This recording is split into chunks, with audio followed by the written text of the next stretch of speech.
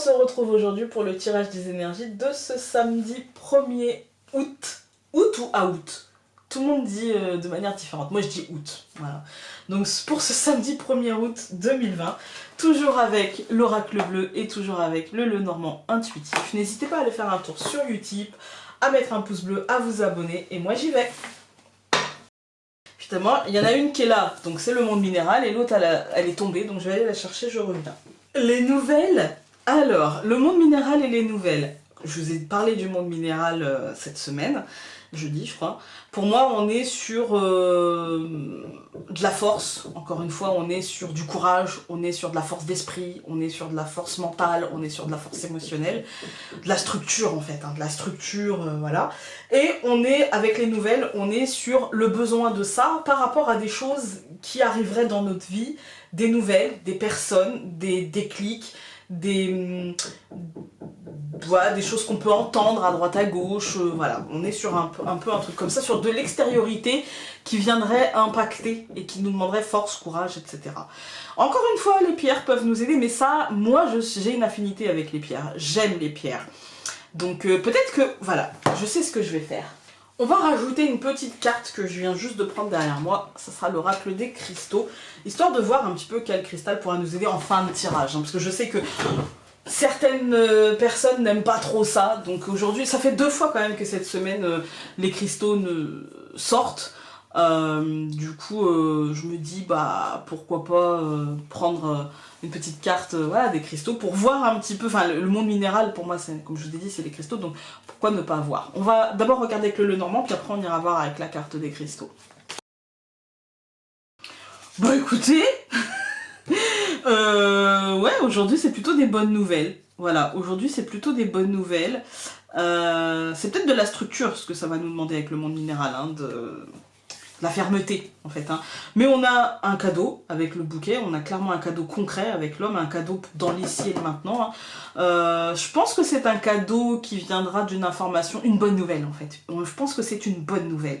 La nouvelle peut-être d'un contrat, d'un partenariat, d'une association, d'une proposition de signature, d'un engagement qui vous permettra de voir les choses un petit peu plus sereinement et qui vous permettra de construire. On va tout recouvrir. Non, c'est top, hein, franchement.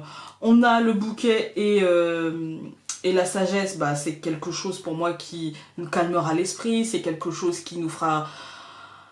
En fait, qui nous permettra de nous apaiser, qui nous permettra voilà, d'être dans un état d'apaisement très positif. On a l'homme et le cœur. Pour moi, le cœur et l'homme, c'est vraiment en fait, l'aujourd'hui, le concret, en fait, hein, le concret, le quotidien qui impacte le cœur d'une manière assez positive, parce que le cœur est bien entouré.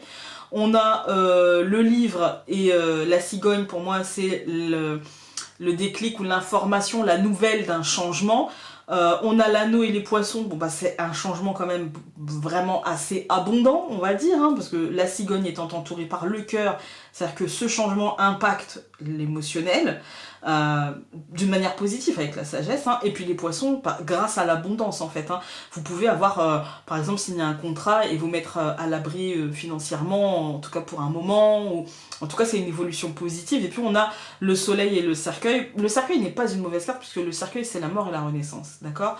Donc le soleil et le cercueil, pour moi c'est une transformation, c'est une mort et une renaissance positive, c'est-à-dire qu'on quitte un état peut-être qui nous demandait force et courage pour avoir de meilleures nouvelles. On va prendre...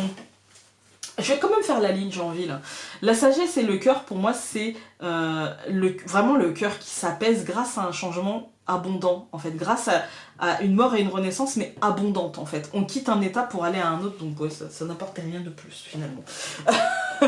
On va aller regarder avec l'oracle des cristaux. Nous avons eu la charoïte, caroïte.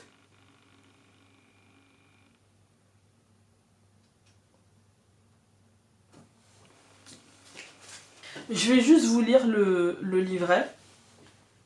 Alors les mots-clés, ça va être acceptation, générosité, clarté, vision intérieure. Le cristal charoïte possède un degré de spiritualité très élevé qui aide à s'élever à une plus grande sagesse. Vous êtes à un moment de votre vie où l'on vous demande d'accepter les circonstances actuelles et de comprendre votre but. Toute volonté s'éclaire dans la méditation. C'est un moment de méditation et de contemplation, une période pour permettre à votre sagesse intérieure de vous guider. Vous réaliserez que vous n'avez aucunement besoin de changer et que les choses sont telles qu'elles devraient être. Ayez confiance.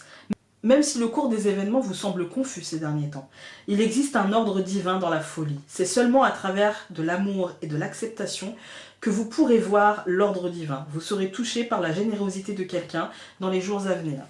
Pour moi, c'est plutôt une réussite. Moi, j'ai pas... Enfin, après, peut-être, hein, mais je sais pas.